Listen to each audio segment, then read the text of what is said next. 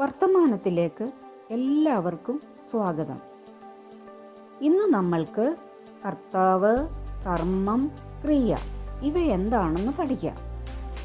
അതിനു മുന്നേ വാക്യം എന്താണെന്ന് അറിയണം.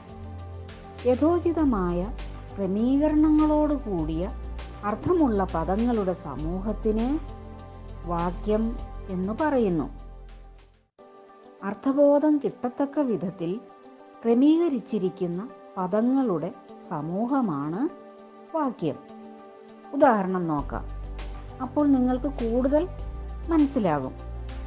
കർഷകൻ നിലം ഉഴുന്നു, രാമു മരം വെട്ടി. ഈ ഉദാഹരണങ്ങളുടെ പ്രത്യേകത എന്താണ്? അർത്ഥബോധം കിട്ടുന്ന വിധത്തിൽ ക്രമീകരിച്ചിരിക്കുന്ന പദങ്ങളുടെ സമൂഹമാണ്. ഇതിൽ നിന്നും പൂർണ്ണമായ അർത്ഥം കിട്ടും. അതുകൊണ്ട് ഇത് വാക്യങ്ങളാണ്.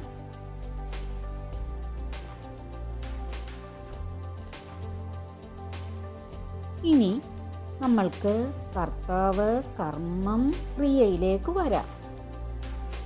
ഇത് ഒരു വാക്യം മൊത്തം തിരിക്കുമ്പോഴുള്ള വിഭാഗമാണ്. എന്നാൽ ഓരോ പദവും വേർതിരിച്ചു മനസ്സിലാക്കേണ്ടതുണ്ട്. ഒരു വാക്യത്തിൽ ചുരുങ്ങിയത് 2 പദമെങ്കിലും വേണം. ആദ്യം നമ്മൾക്ക് കർത്താവ് എന്താണെന്ന് നോക്കാം. ഉദാഹരണത്തിലൂടെ വ്യക്തമാക്കാം. ഗോപാലൻ പാമ്പിനെ കൊന്നു. ആന തടി വലിക്കുന്നു. സുധ പുസ്തകം വായിക്കുന്നു. കൊന്നു, വലിക്കുന്നു, വായിക്കുന്നു എന്നീ പ്രവൃത്തികൾ നടത്തുന്നത് യഥാക്രമം ഗോപാലൻ, ആന, സുധ എന്നീ പദങ്ങളാകയാൽ ഇത്തരം പദങ്ങളാണ് കർത്താവ്. അപ്പോൾ കർത്താവ് എന്താണ്? പ്രവൃത്തി ചെയ്യുന്ന ആളിനോ വസ്തുവിനോ കർത്താവെന്ന് പറയുന്നു. പ്രവൃത്തി ചെയ്യുന്ന ആളിനോ വസ്തുവിനോ കർത്താവെന്ന് പറയുന്നു. ഇതിനെ ആഖ്യ എന്നും പറയും. 2 ഉദാഹരണം കൂടി നോക്കാം. വിദ്യാർത്ഥികൾ പരീക്ഷ എഴുതുന്നു. അധ്യാപകൻ കുട്ടികളെ പഠിപ്പിക്കുന്നു. ഇവിടെ എഴുതുന്നു, പഠിപ്പിക്കുന്നു ഈ പ്രവൃത്തി ചെയ്യുന്നത് വിദ്യാർത്ഥികൾ, അധ്യാപകൻ എന്നീ പദങ്ങളാണ്.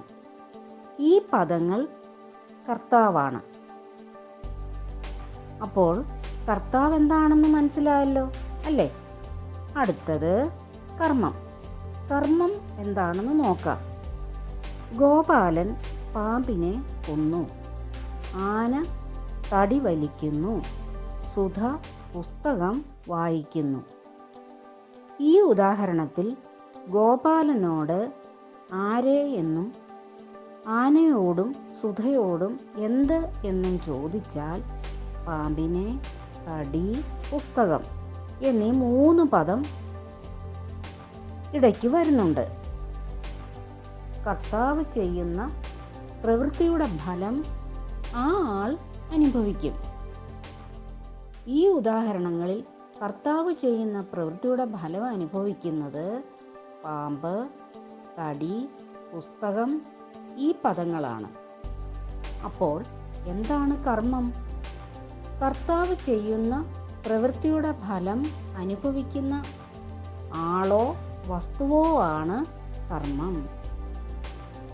കർത്താവ് ചെയ്യുന്ന പ്രവൃത്തിയുടെ ഫലം അനുഭവിക്കുന്ന ആളോ വസ്തുവോ ആണ് കർമ്മം. കുറച്ച് ഉദാഹരണങ്ങൾ കൂടി നോക്കാം. പൂച്ച എലിയെ പിടിച്ചു. അമ്മ പശുവിനെ കറന്നു. ചൈന ഇന്ത്യയെ ആക്രമിച്ചു. ഇവിടെ എലി, പശു, ചൈന ഇവയാണ് കർമ്മം.